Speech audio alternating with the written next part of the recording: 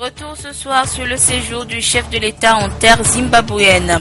Invité d'honneur, le président de la République Faure Eswazimana Nyasimbe a présidé le lancement officiel de la 57e foire commerciale internationale de Bulawayo, un grand rendez-vous de découverte du savoir-faire entrepreneurial et des atouts économiques de plusieurs pays.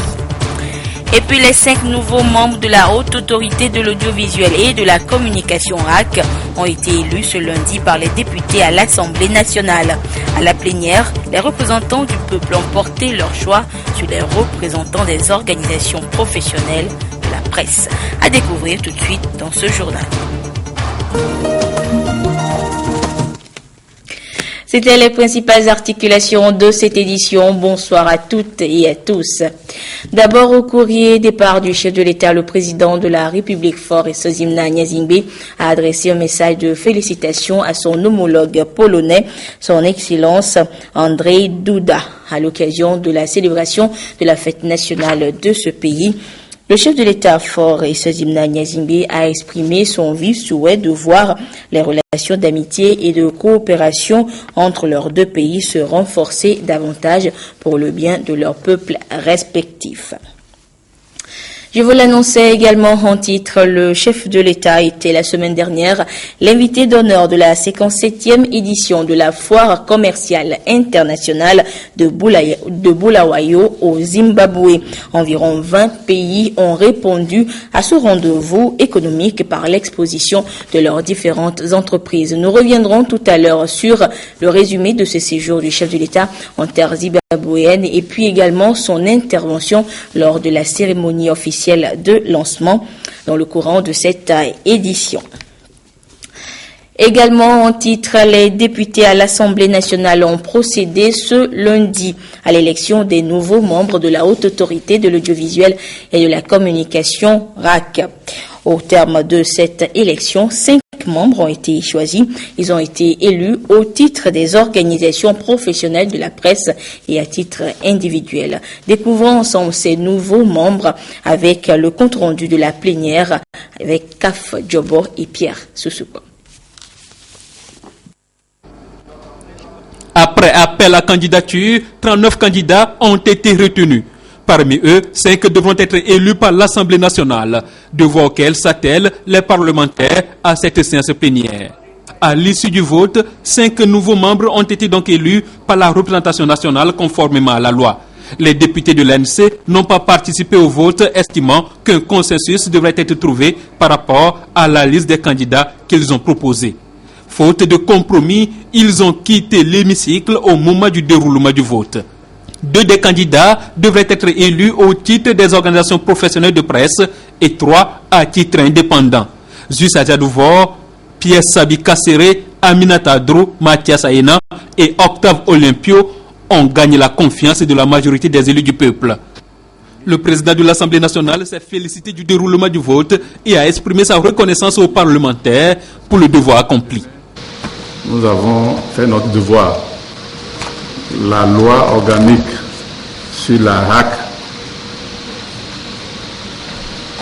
est claire là-dessus. L'Assemblée nationale élit 5 membres et le président de la République désigne 4. Tout à l'heure, nous devons impérativement adresser cette liste élue, des membres élus par l'Assemblée nationale au chef de l'État pour qu'il prenne le décret nommant les membres de la RAC en y incluant les personnalités que lui-même aura désignées.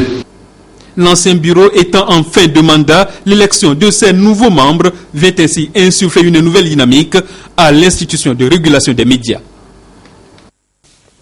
Et parlons justement des médias, demain 3 mai, la communauté internationale célèbre la journée de la liberté de la presse. Cette année, le thème retenu est accès à l'information et aux libertés fondamentales, c'est votre droit. Nous reviendrons également dans le courant de cette édition sur l'appel lancé par le ministre en charge de la communication aux membres de la presse togolaise.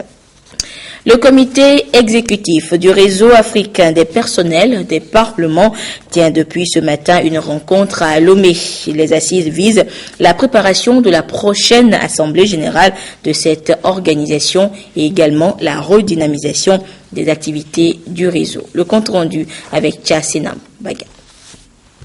Chaque loi votée à l'Assemblée nationale est certes le fruit d'un travail abattu par les parlementaires, mais elle est également le résultat de celui réalisé en amont par un personnel technique qui assure la mise en forme des textes et la logistique indispensable à l'activité des députés. Pour ce travail spécifique et exigeant, le personnel a besoin de compétences particulières pour accompagner efficacement les parlementaires dans l'exercice de leur mission. Le comité exécutif de ce réseau est à Lomé pour préparer la prochaine assemblée générale de cette organisation. On essaiera de plancher sur tous les points qui doivent être soumis à l'assemblée générale. Le domaine parlementaire est un domaine spécifique. Il y a des spécificités au niveau des pays, mais globalement, vous allez voir que les tâches sont pratiquement les mêmes. Donc, lors des rencontres comme ça, nous essayons d'échanger par rapport aux expériences des uns et des autres, et ça nous permet de nous améliorer dans le travail. Les assises vont porter sur, entre autres, l'exposé sur l'Assemblée nationale du Togo, le point sur le dossier de reconnaissance officielle du réseau africain des personnels et des parlements, l'avis des commissions, la présentation et l'adoption du projet de budget 2016-2017. Un accent particulier sera accordé à la question de la formation. On entend toujours parler d'élaboration des lois, propositions de loi, examen des projets de loi, mais de plus en plus, les parlementaires sont confrontés à d'autres questions. Et pour ça, il faut que le personnel parlementaire puisse avoir une solide formation, puisse avoir la technicité qu'il faut pour essayer d'aider ces parlementaires. Et j'ai l'habitude de dire que cette formation ne s'arrête pas seulement, comme je dis à nos collaborateurs, mais nous-mêmes, secrétaires généraux, nous avons besoin de nous mettre à niveau. Le réseau africain des personnels des parlements est créé en 2003. Il regroupe les personnels des parlements de 15 pays de l'Afrique francophone. Il a pour défi de professionnaliser ses membres pour qu'ils assistent efficacement les élus du peuple. En matière de planification et de développement, les investissements sont plus que nécessaires et ceux-ci ne sont réalisables que sur la base de programmes préétablis. Les cas de l'administration publique issus de plusieurs départements ministériels s'initient justement à l'élaboration de ces programmes. Le compte rendu de la formation avec Gérard Lagoudou et Nathalie Panelli. C'est le premier groupe des cadres de l'administration publique qui participe à cette formation sur l'élaboration du programme d'investissement public PIP, du programme d'action prioritaire PAP et la gestion du développement. La finalité est la maîtrise de l'utilisation des outils de planification et de programmation. Ça permet de ne pas avoir de faux projets, de ne pas avoir des projets qui ne sont pas matures et pour ne pas gaspiller également les ressources en amont que sont les études de projet. Le PP ne prend seulement que les projets qui sont mûrs, qui ont des financements acquis en première année et en deuxième année des projets qui sont mûrs techniquement et dont nous cherchons des financements avec même des fois des engagements des partenaires. Et en troisième année, comme on le dit, ce sont des idées de projets qui nécessitent des études. Il est donc question de 3 sessions qui s'étendront jusqu'au 4 juin prochain. Financées par la Banque islamique de développement et le gouvernement togolais, ces séances s'inscrivent dans le projet d'appui institutionnel. Le directeur de cabinet du ministère de la Planification a émis le vœu que les 150 cadres de l'administration publique retenus pour cette série de formations élargissent effectivement leur champ de compétences en vue d'obtenir de meilleurs résultats. Je vous le disais en début d'édition, le chef de l'État Faure Essozimna Nyazingbe était la semaine dernière l'invité d'honneur de la 57e édition de la foire commerciale internationale de Bulawayo au Zimbabwe. Environ 20 pays ont pris part à ce rendez-vous très important et rendez-vous économique par l'exposition de leurs différentes entreprises. Retour ce soir donc sur la cérémonie d'ouverture marquée par l'intervention du chef de l'État avec Adolphe Paka de retour de Bulawayo. Welcome. La foire internationale de Bulawayo, ZITF, est une excellente plateforme de promotion du savoir-faire des entreprises africaines dans leur créativité et innovation.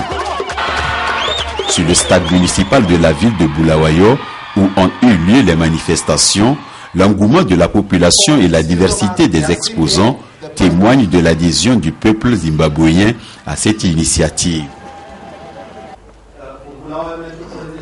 Les autorités zimbabwéennes et le conseil d'administration de la foire ZITF ont d'abord salué la présence du chef de l'État Faure Sozimna Nyasimbe et de la délégation qui l'accompagne. Ils ont exprimé le vœu d'avoir des échanges fructueux pendant ce séjour. C'est le chef de l'État qui a procédé officiellement à l'ouverture de cette foire ZITF 2016. Dans son discours, Faure Sozimna Nyasimbe a exploré des pistes susceptibles de mettre l'Afrique sur la voie de la croissance économique, de l'industrialisation, de sortir le continent de la dépendance économique et d'offrir de l'emploi aux jeunes. Selon Faure Sozimna Nyasimbe, l'industrie en Afrique est d'abord culturelle et touristique avant de toucher la transformation des produits locaux. Et le Zimbabwe, une des racines de l'Afrique teintée de traditions authentiques et des sites touristiques des destinations clés de l'Afrique australe, est un merveilleux exemple. Innover, c'est aussi s'inspirer de certaines de nos traditions. Quand je vois comment nos mamans, nos sœurs, nos frères dans les zones rurales se débrouillent pour sortir de la pauvreté, c'est une forme d'innovation. Cette innovation doit nous conduire à une meilleure production. Donc je suis d'accord avec le président du conseil d'administration de la foire internationale du Zimbabwe qui dit que la clé, c'est de générer la valeur ajoutée. La clé, c'est l'industrialisation. Il nous faut beaucoup plus de volonté politique pour accélérer l'intégration. Il nous faut construire et bâtir des infrastructures pour accélérer l'intégration. L'industrialisation, la création des valeurs ajoutées, c'est la création de richesses, c'est surtout la création des emplois pour notre jeunesse.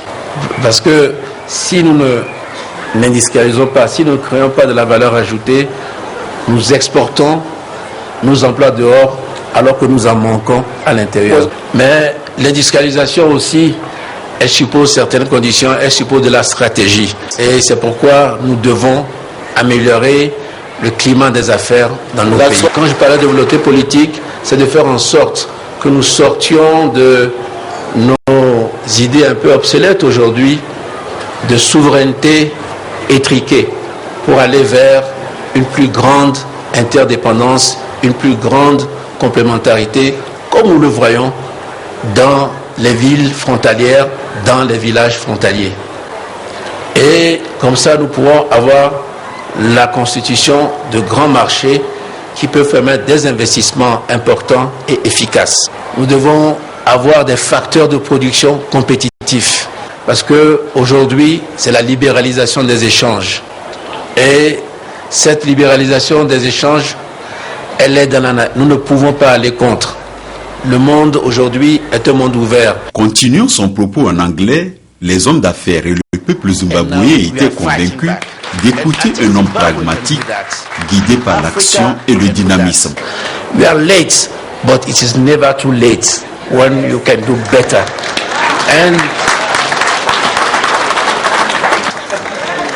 Depuis ces dernières années, le conseil d'administration de la foire de Bulawayo prime les meilleurs exposants. Et cette année encore, plus d'une vingtaine d'entreprises ont été récompensées. Tous les lauréats ont eu l'honneur de recevoir leur trophée des mains du chef de l'État. Voilà donc ce qu'on pouvait retenir du séjour du chef de l'État au Zimbabwe. La politique commerciale du Togo, les types d'instruments et leurs caractéristiques, leur impact sur l'économie nationale sont au cœur d'une session de formation depuis ce matin à Lomé. Y participent des acteurs du monde commercial. Après Lomé, ils se retrouveront à Ouagadougou au Burkina Faso le 23 mai prochain pour préparer la rencontre internationale de même genre sur l'analyse de la politique commerciale. Les précisions avec Esther Laclé. Le Togo, comme tous les autres États membres de l'Union économique et monétaire ouest-africaine, se prépare pour l'examen de sa politique commerciale prévue du 25 au 27 octobre 2017 à Genève en Suisse. En prélude à cet exercice, les acteurs du commerce se sont retrouvés pour identifier et analyser en 3 jours les instruments de la politique commerciale du pays. Nous sommes dans un système commercial multilatéral et chaque pays doit être transparent. Il faut de la visibilité. Les autres pays doivent savoir comment on commerce, comment on échange avec le Togo, quelles sont les pratiques, quelles sont les façons de faire du Togo. Donc pour revisiter un peu les instruments que nous connaissons déjà et préparer un peu ce que nous appelons l'examen de politique commerciale. Cet examen n'est pas fait pour dire vous faites bien ou vous faites mal, c'est tout juste pour exposer ce que le pays a pu faire.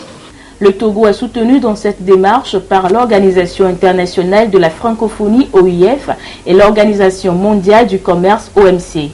Les experts des 2 entités vont échanger avec les participants sur 2 principaux points. Il y a ce que nous appelons les mesures tarifaires et assimilées et ensuite les mesures non tarifaires. Donc la première partie que constituent les mesures tarifaires et assimilées, et les personnes intéressées sont généralement les gens de la douane en grande partie, plus maintenant d'autres départements qui interviennent dans ce contexte comme le ministère du Commerce et d'autres structures telles que la Direction générale des impôts et autres. Le second volet, c'est les mesures non tarifaires. Et concernant les mesures non tarifaires, c'est toute une panoplie de mesures qui concernent une multitude de départements, passant d'abord par le ministère du Commerce ou la douane. Nous allons aux collègues de mesures sanitaires et phytosanitaires, les obstacles techniques au commerce. Nous abordons les marchés publics. Nous abordons l'inspection avant l'expédition. Des efforts sont faits par notre pays depuis des années pour une meilleure politique commerciale. Il est avant tout question d'éliminer les barrières non tarifaires et les obstacles techniques au commerce. Au titre de ces efforts, la ratification de l'accord sur la facilitation des échanges à l'OMC, l'application du tarif extérieur commun de la CEDEAO, la mise en place et le fonctionnement du guichet unique du commerce extérieur et du centre de formalité des entreprises. Autant de dispositions qui font du commerce un outil de développement. Économie encore, les administrateurs des 15 pays membres de la CEDEAO se sont retrouvés la semaine dernière à Lomé pour la 49e session du conseil d'administration de la Banque d'investissement et de développement de la CEDEAO BIDC. Et cette session essentiellement consacrée à l'examen des comptes au titre de l'année 2015 s'est tenue en présence du nouveau président de la commission de la CEDEAO, le béninois Marcel Alain de Souza. Occasion pour ce dernier de féliciter le personnel de la BIDC et son président, dont le travail et le management se sont soldés par un bénéfice de 2,7 millions de dollars. Le précision avec Félix Mdacha. En dépit des multiples investissements, notamment dans le domaine des infrastructures dans différents pays membres de l'espace CEDEAO, la Banque d'investissement et de développement de la CEDEAO a enregistré un bénéfice à la clôture des comptes de l'exercice 2015. Ce bilan positif est dressé à l'issue de la 49e session du conseil d'administration de l'institution. Session qui a permis aux administrateurs de procéder à l'adoption du rapport d'activité de l'exercice clos, mais aussi d'engager l'institution bancaire vers de nouveaux défis. Like the president just indicated, nous avons adopté le rapport d'activité 2015 et puis la clôture de l'exercice 2015 également, qui a enregistré un bénéfice de 2,7 millions de dollars US, qui évidemment seront transférés dans les comptes de la banque. Lors de cette session, le conseil a approuvé donc un projet de financement de Ghana Home Loans, qui est un projet immobilier au Ghana, pour un montant de 10 millions de dollars US. Également, ils ont approuvé le rapport ad hoc du comité qui a été mis en place pour étudier les procédures internes de la banque relatives aux procédures du conseil d'administration et du conseil des gouverneurs. Aujourd'hui, également, on a discuté de comment améliorer la gouvernance de la banque et on a abordé la question du défi que nous avons en matière de ressources.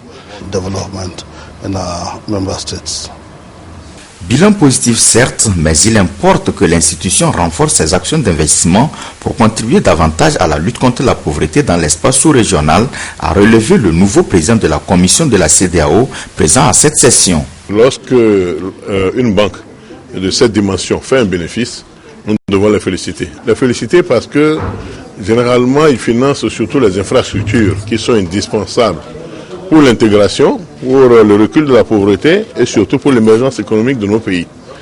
Et vous savez, nous sommes 15 pays dans la CEDEAO et nous souhaiterions bâtir une 16e économie qui sera une union économique et douanière pour le bien-être de nos populations. C'est vrai, nous parlons de la libre circulation des biens, des personnes, des capitaux et des services.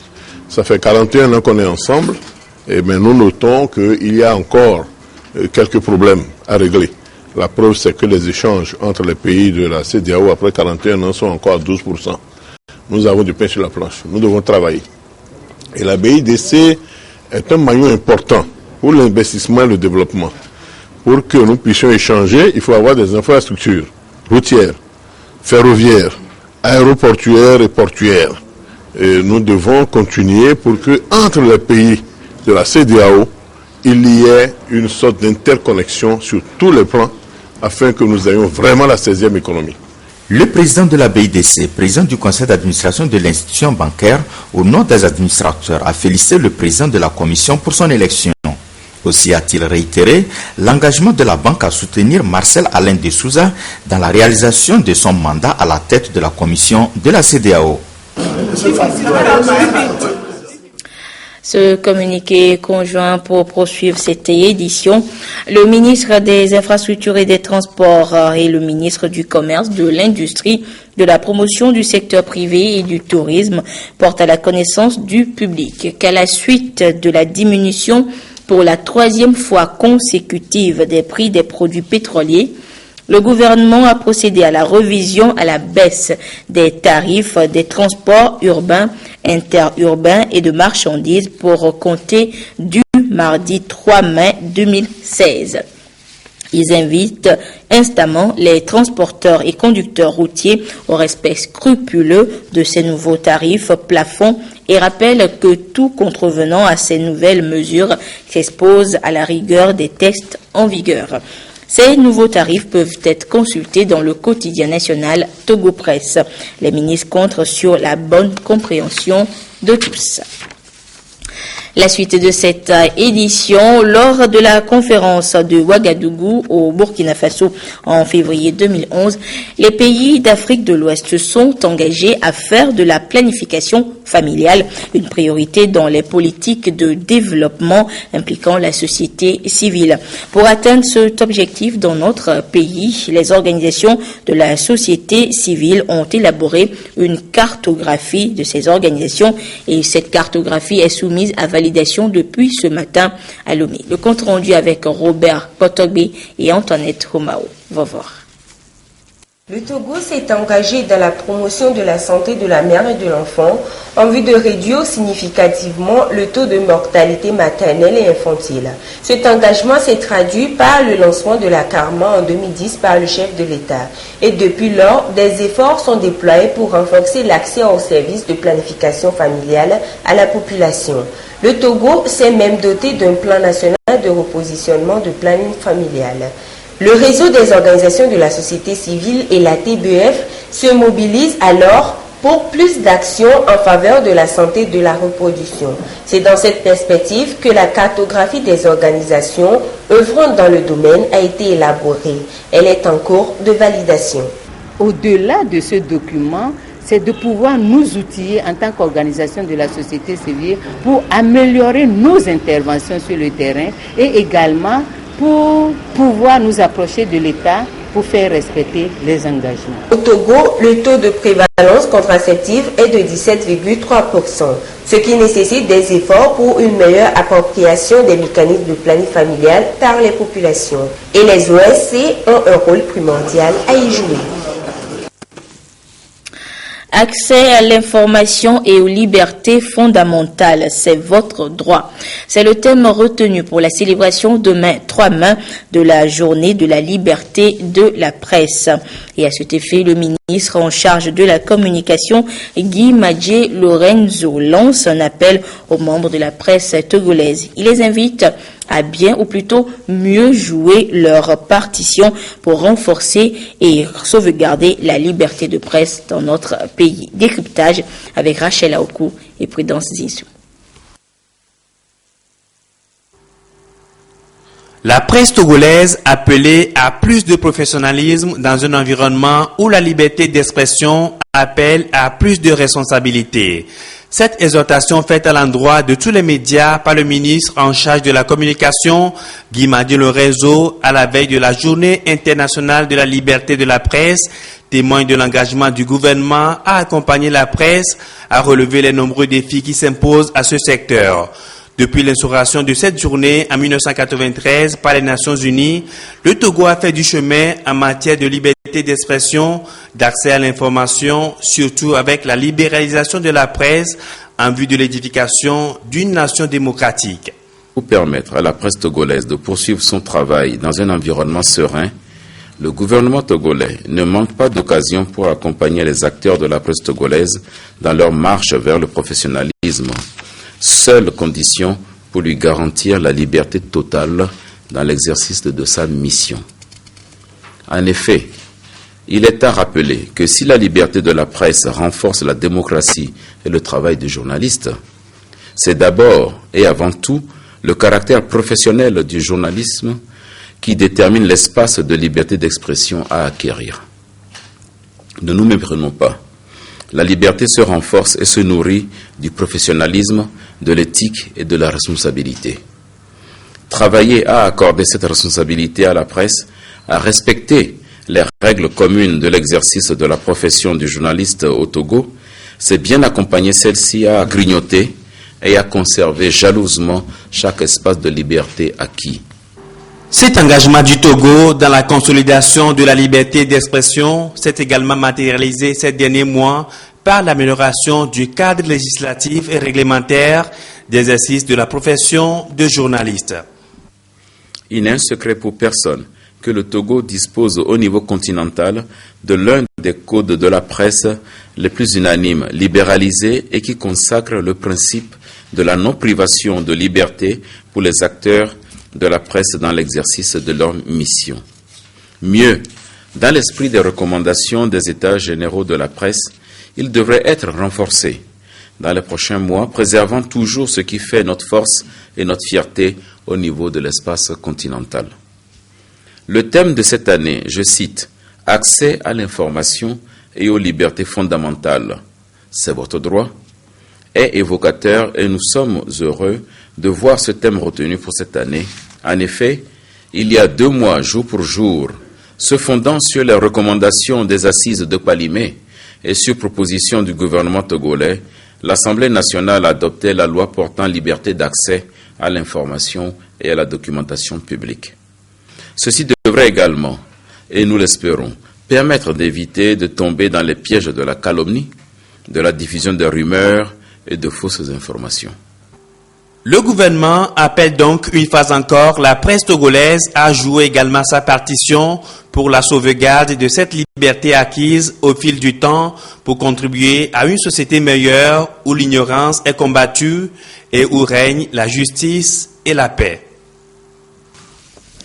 Le nouveau siège de la mutuelle des universités du Togo, en abrégé MUTO, a été inauguré hier dimanche 1er mai à l'université de Lomé par le ministre en charge de l'enseignement supérieur, Octave Nikwe Broum. D'un coût total de 69 millions de francs CFA, le joyau est situé au campus Nord. Le compte rendu de la cérémonie inaugurale avec Nathalie Panégué. La mutuelle des universités du Togo, MUTO, dispose d'un nouveau siège. Situé à l'entrée nord de l'université de Lomé, ce bâtiment d'un coût de 109 millions occupe une superficie de 400 mètres carrés avec 8 bureaux, 2 guichets, une salle de réunion de 60 places et des sanitaires. Vous imaginez un peu le parcours que doivent suivre ceux qui vont emprunter à la banque. Ce n'est jamais simple. Mais dans une mutuelle, à l'intérieur d'un service, les conditions sont beaucoup plus souples. Et c'est ce à quoi l'université avait pensé en mettant en place cette mutuelle. La MUTO se veut donc une structure associative financière professionnalisée qui, depuis sa création en juillet 1990, s'est donné pour mission d'accompagner ses membres dans leurs projets, bref, lutter contre la pauvreté dans les universités du Togo. Ce bâtiment, construit sur fonds propres, est le fruit des labeurs et de la solidarité des travailleurs des universités du Togo. Et cela montre bien que nous pouvons lutter contre la précarité sous toutes ses formes en étant ensemble et solidaires. De 284 adhérents au départ, la mutuelle des universités du Togo compte à ce jour 1937 membres. Elle dispose également d'une agence à l'université de Kara depuis 2005. Une mutuelle qui veut ainsi améliorer les conditions de vie des travailleurs du monde universitaire au Togo. Une doléance réitérée également par tous les travailleurs du monde hier 1er mai. Dans plusieurs départements ministériels sur l'ensemble du territoire, l'heure était à la fête. Retour sur l'ambiance avec Antoinette Omao. Va voir. À l'espace Blue Zone, la ministre Victoire Tomega Dogbe et le personnel du ministère du Développement à la base ont partagé des moments de joie et de courtoisie. La ministre a convié ses collaborateurs à plus d'engagement et au travail bien fait. Aujourd'hui, c'est l'occasion de célébrer ces efforts à la fois individuels et collectifs qui ont été déployés pour l'atteinte des résultats. Merci pour le travail qui est fait, merci pour les efforts, pour la patience. Il faut absolument que nous puissions gagner parce que nous sommes une équipe gagnante.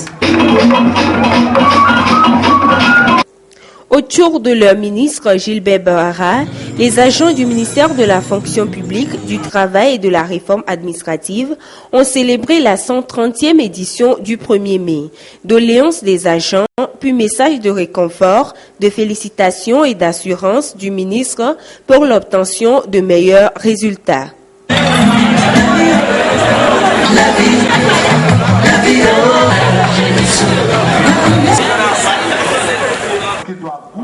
Ambiance de joie ici au ministère de l'Environnement et des Ressources forestières. Après quelques pas de danse et le partage de mets, le ministre André Johnson a félicité ses agents et leur a dédié la décoration qui vient de lui être décernée par le chef de l'État.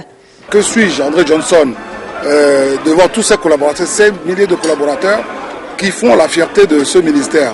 Rien du tout. Cette décoration s'adresse d'abord à tout le ministère de l'Environnement pour nous dire, messieurs, mesdames, voilà, on a enregistré certains progrès, mais peut mieux faire.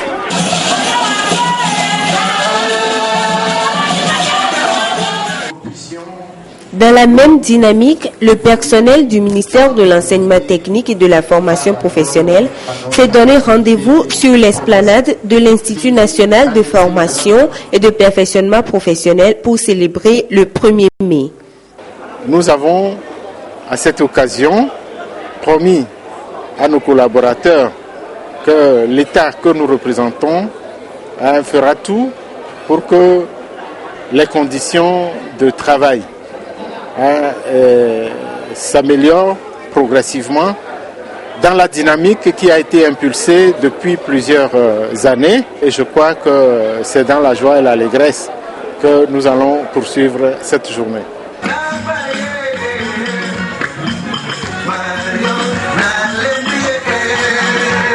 La fête a été une parfaite communion entre le ministre Cissé Noufiatchouo de l'urbanisme et du cadre de vie et son personnel au centre de construction et de logement de Kakaveli.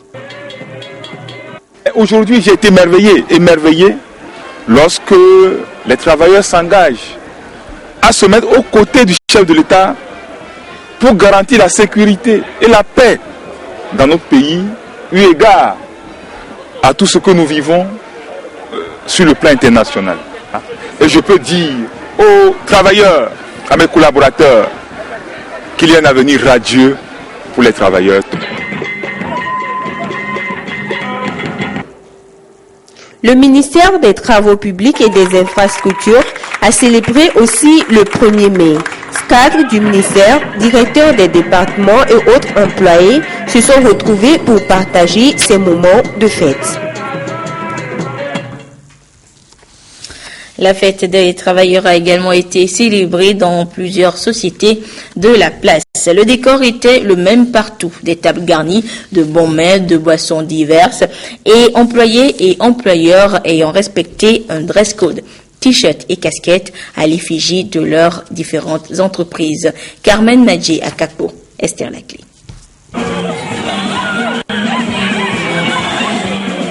Dans l'euphorie totale, les employés de la Caisse nationale de sécurité sociale et leurs premiers responsables se sont rappelés de la lutte des syndicalistes en 1886.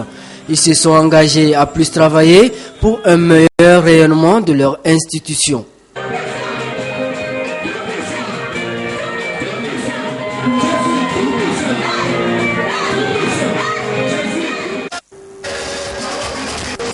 Les agents de la compagnie énergie électrique du Togo CET ont eux aussi célébré dans la ferveur la journée du 1er mai. Afin de relever les principaux défis et répondre davantage aux besoins énergétiques des populations togolaises, les employés ont présenté un cahier de doléances à leur instance dirigeante. Le directeur général de la CET a promis que ces revendications seront étudiées. Il a exhorté les agents à redoubler d'efforts dans l'exercice de leurs fonctions. Ont été récompensés et distingués les agents qui ont servi avec loyauté sur une période de 20 à 30 ans.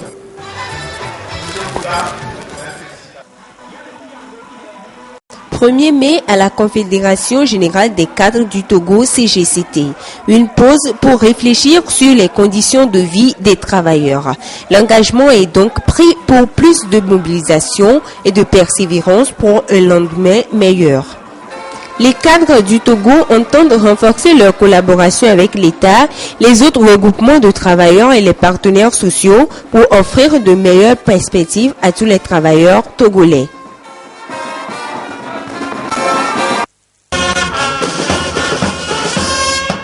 Le personnel du port autonome de Lomé chante fièrement ici l'hymne des travailleurs. L'occasion lui est propice pour présenter ses cahiers de doléances, des préoccupations qui seront étudiées et prises en compte, à rassurer le directeur général du port qui a appelé tout un chacun à plus de performance et de professionnalisme pour le développement de cette infrastructure vitale pour l'économie du pays. Je les encourage à continuer sur cette même lancée et à faire de notre port hub de la sous-région ouest africaine. Ambiance festive à l'établissement public autonome pour l'exploitation des marchés. Ces moments de retrouvailles ont permis aux agents de formuler des doléances à l'endroit des instances dirigeantes. Le personnel a une fois encore marqué son engagement à s'investir davantage pour la bonne marche de l'EPAM.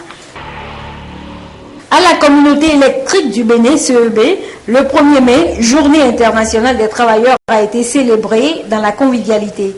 Employés et employeurs se sont retrouvés pour partager le traditionnel repas de circonstance.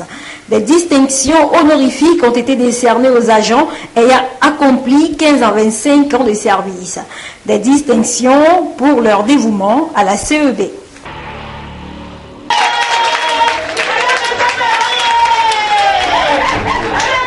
Les cadres et employés du Laboratoire national du bâtiment et des travaux publics LNBTP n'ont pas dérogé à la règle. Ils se sont donné rendez-vous, non pas seulement pour festoyer, mais aussi pour formuler des doléances en vue de l'amélioration de leurs conditions de travail. Plaidoyer que le directeur général de la structure LNBTP a promis de prendre en compte tout en les conviant à plus d'abnégation au travail afin de renforcer la confiance entre employés et employeurs.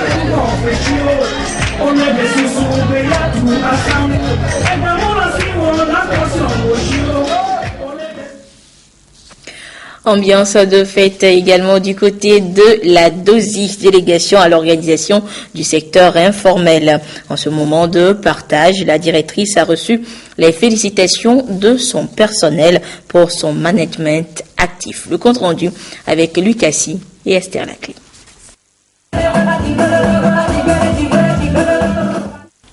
Instant de joie, de réjouissance, de retrouvailles et de partage à la délégation à l'organisation du secteur informel DOSI. Et c'est à l'occasion de la journée réservée à tous les travailleurs du monde.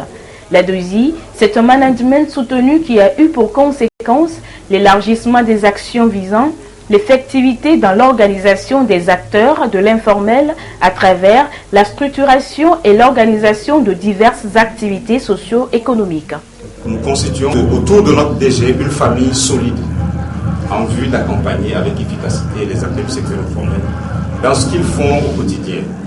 Vous savez, c'est des gens qui végètent au quotidien dans la précarité et il est question de leur faire sortir de cette situation. Le personnel doit se resserrer autour de notre DG pour que sa stratégie, son savoir-faire soit mis au profit de nos acteurs. Les acteurs du secteur informel constituent aujourd'hui un poids considérable dans l'économie nationale. De ce fait, la DECI, institution rattachée à la présidence de la République, a mis en place la mutuelle des commerçants et artisans du Togo MU4, la mutuelle des artistes et journalistes du Togo MUAGE, la mutuelle des conducteurs de taxi-moto MUCTAM et celle des agriculteurs, pêcheurs et éleveurs MUAP. Tout ceci pour permettre aux acteurs de prospérer et sortir de la précarité.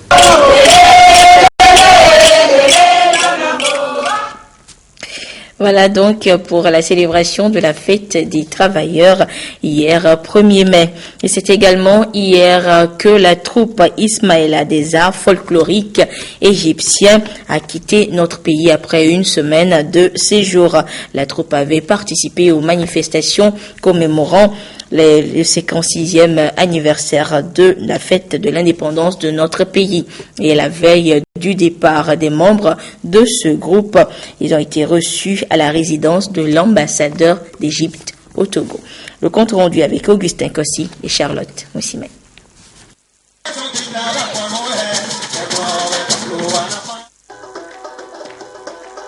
La troupe Ismaïla quitte le Togo après sa participation active aux manifestations du 56e anniversaire de l'indépendance du Togo.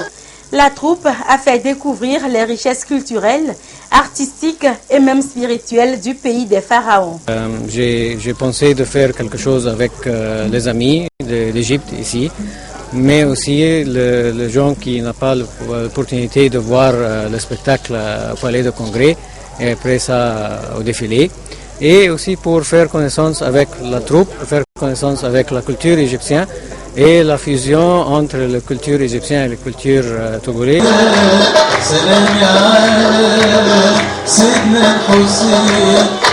La culture a brisé les frontières et rapproché Lomé du Caire.